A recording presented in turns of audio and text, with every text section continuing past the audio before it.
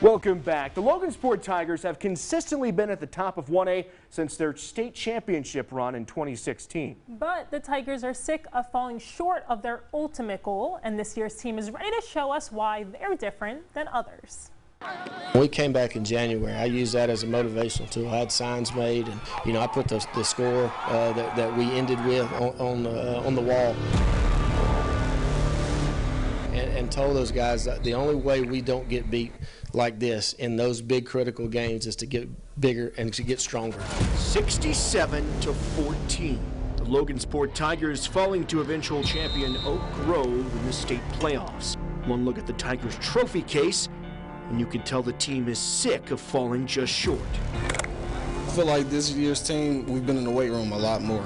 A weight room that is only 2 years old. With this offseason being the first full offseason, the team has been able to utilize it. We're so much farther along than where we were last year at this point. With the loss of running back Key Barnes to UL Lafayette, the Tigers plan to replace the production of Barnes by getting back to the basics. I mean, we ran the ball 46, 47 times last year in a couple of games. I've never done that as a coach because we've been so pass happy and trying to be balanced. I think we get back to being more balanced. Cam Boykins will lead the way at quarterback for the Tigers.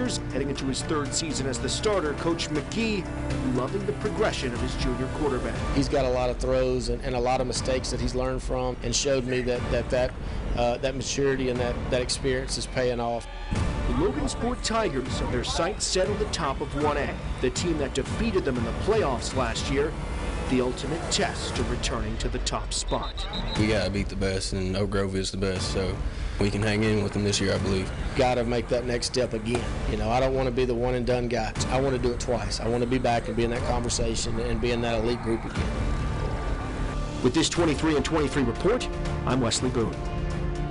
For all of our 23 teams in 23 days coverage, just head to our website, arclatexhomepage.com, and click the Sports tab. You can also stay up to date with all the teams in the area by following our Twitter and Facebook pages at KTAL Sports.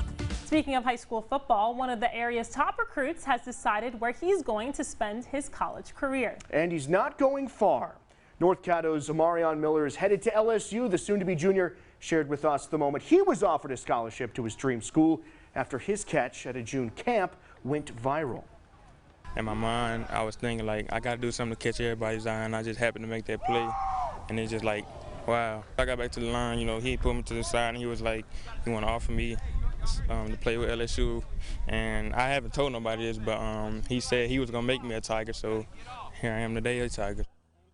So Miller is LSU's first commit in the class of 2023, but here are some of the top area prospects who will be entering their final season of high school football this year. Calvary quarterback Landry Liddy has already committed to Louisiana Tech after leading the Cavs to the state title as a junior.